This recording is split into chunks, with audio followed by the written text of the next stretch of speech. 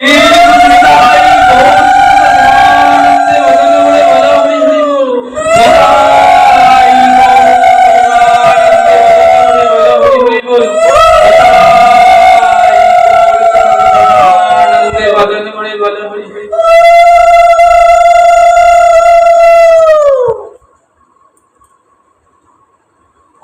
ভগ্নাবতার সর্বাবতারে আমার গৌর সুন্দর নিতাই সুন্দরের শ্রীচরণে সশ্রদ্ধ আনন্দ কোটি প্রণাম নিবেদন করি।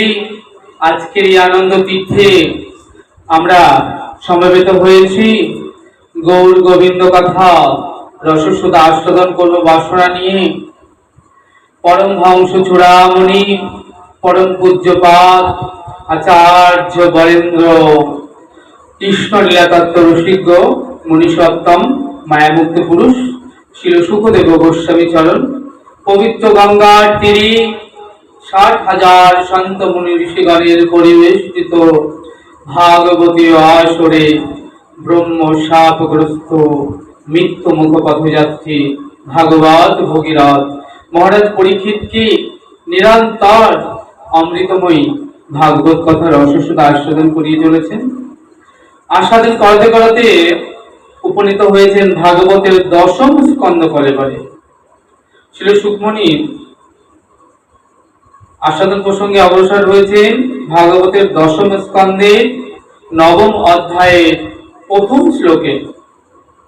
একদা গিরদাসীষু যশোদানন্দ গেহিনী কর্মান্তর নিযুক্তাসু নির্মমহং স্বয়ং দধি। হে মহারাজ, শ্রবণ করুন।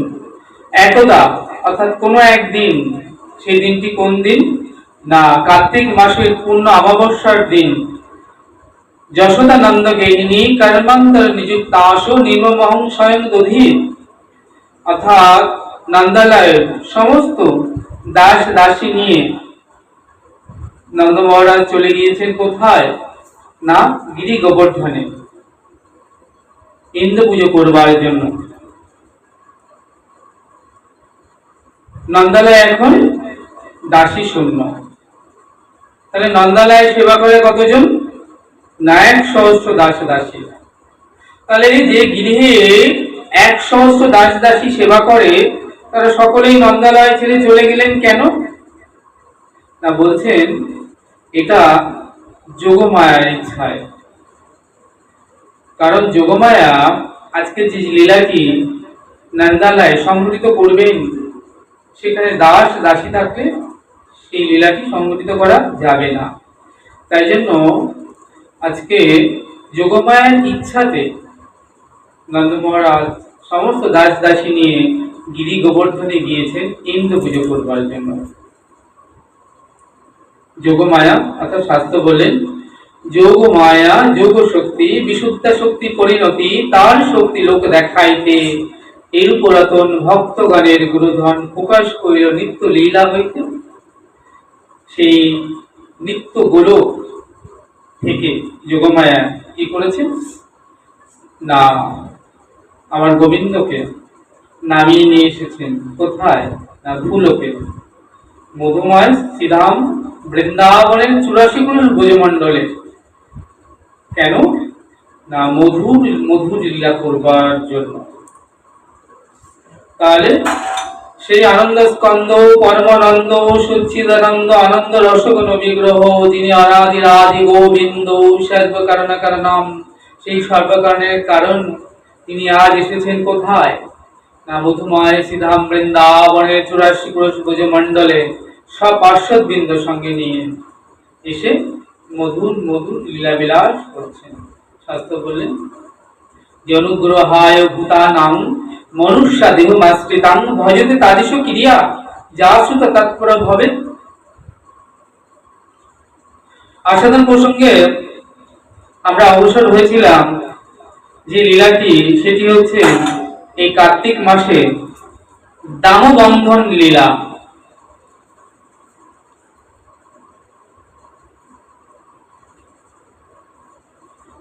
বলছেন প্রেম হলো বাঁধবার দড়ি, প্রেম হলেই সর্বভূতে ভগবান বাধা পড়েন ভক্তের কাছে। তাহলে প্রেম হলেই সর্বভূতির ঈশ্বর ভগবানকে প্রত্যক্ষ করা যায়। প্রেমই মধু, সেই মধু ব্রহ্মের উপাসনা করতে হবে। ভক্তের কাছে ভগবান সহজলভ্য। এই কার্তিক মাসে কোনো একদিন, কোন দিনটা না পূর্ণ অমাবস্যার দিন, নন্দবাবু তো সমস্ত দাস দাসী নিয়ে চলে গিয়েছেন গিরি গোবর্ধন ইন্দ্র পুজো করবার জন্য। ইন্দ্র পুজো করবেন কেন না, ইন্দ্র হলো স্বর্গের দেবতাদের রাজা, দেবরাজ ইন্দ্র। দেবরাজকে যদি প্রসন্ন রাখা যায় তাহলে সব দেবতা এমনি প্রসন্ন হয়ে যাবে। আর তাতে করে দেবরাজ হলেন বৃষ্টির দেবতা। তিনি প্রসন্ন হলে বৃন্দাবনে প্রচুর বৃষ্টি হবে। বৃষ্টি হলে প্রচুর তৃণলতা গুল্ম ঘাস জন্মাবে। আর বৃন্দাবনের ব্রজবাসীগণ চিন্তা করছেন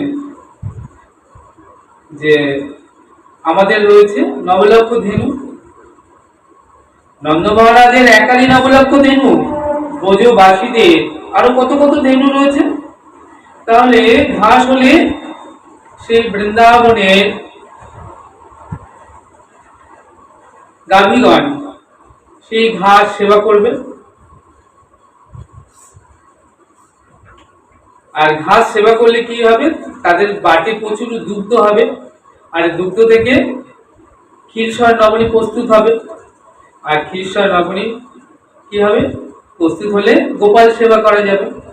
হ্যাঁ, গোপাল ক্ষীরসর নবনী খেয়ে বড় আনন্দ পাবে। আর যে ক্ষীরসর নবনী উপরই হবে সেগুলো তারা মথুরার বাজারে গিয়ে বিক্রি কিনি করতে পারবে। এই কারণে সকলে গিরি গোবর্ধনে গিয়েছেন ইন্দ্র পুজো করবার জন্য। এই কার্তিক মাসে সমস্ত ব্রজ মায়েরা তারা মা যশোমতীর কাছে দল বেঁধে এসেছেন অভিযোগ করতে। বলছেন, যশোদে তুই কেমন মা, ছেলের একটু খোঁজ খবর রাখিস না। ছেলে যে বৃন্দাবনের ঘর ঘর থেকে চুরি করে। কি চুরি করে না, ক্ষীরসর নবনী চুরি করে। একথা শুনে মা লাজে মরে যায়। কারণ যাদের ঘরে নবলক্ষ ধেনু, একটা দুটো গাভী নয়, অপ্রাকৃত দুগ্ধ যে ধেনু থেকে পাওয়া যায়, তাদের ঘরের ছেলে যদি বৃন্দাবনের ব্রজ মায়েদের ঘরে যায় ক্ষীরসর নবনী চুরি করে খেতে, তাহলে তো এটা কি ভালো কথা? ভালো কথা নয়। তাই প্রতিনিয়ত ব্রজ মায়েরা আসেন অভিযোগ নিয়ে। তো আজকে মা যশোমতী তিনি চিন্তা করছেন যে আমার লালা বৃন্দাবনের ঘরে ঘরে গিয়ে ক্ষীরসর নবনী চুরি করে খায় কেন? নিশ্চয়ই নন্দালয়ে যে সকল দাস দাসীরা আছে তারা প্রেমপূর্ণ হৃদয়ে ক্ষীরসর নবনী প্রস্তুত করেন না। যদি তারা প্রেমপূর্ণ হৃদয়ে ক্ষীরসর নবনী প্রস্তুত করত, তাহলে আমার লালা বৃন্দাবনের ঘরে ঘরে গিয়ে ক্ষীরসর নবনী চুরি করে খেত না। তাতে করে আমার তো গোপাল সেবা করার সুযোগই হয় না।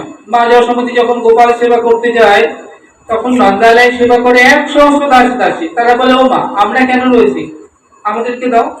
মায়ের হাত থেকে নিয়ে কেড়ে নিয়ে সেই কাজটি তারাই সমাধান করে। সেবা কার্য মায়ের হয় না।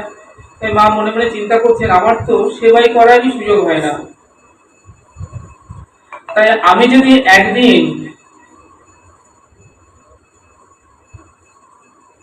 সুযোগ পেতাম তাহলে আমি নিজের হাতে ক্ষীরসর নবনী প্রস্তুত করতাম, দেখতাম আমার লালা আমার হাতে ক্ষীরসর নবনী খায় কিনা।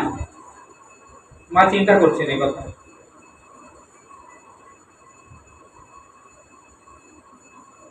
এই পর্যন্ত আমরা আস্বাদন করেছিলাম গত তারিখে।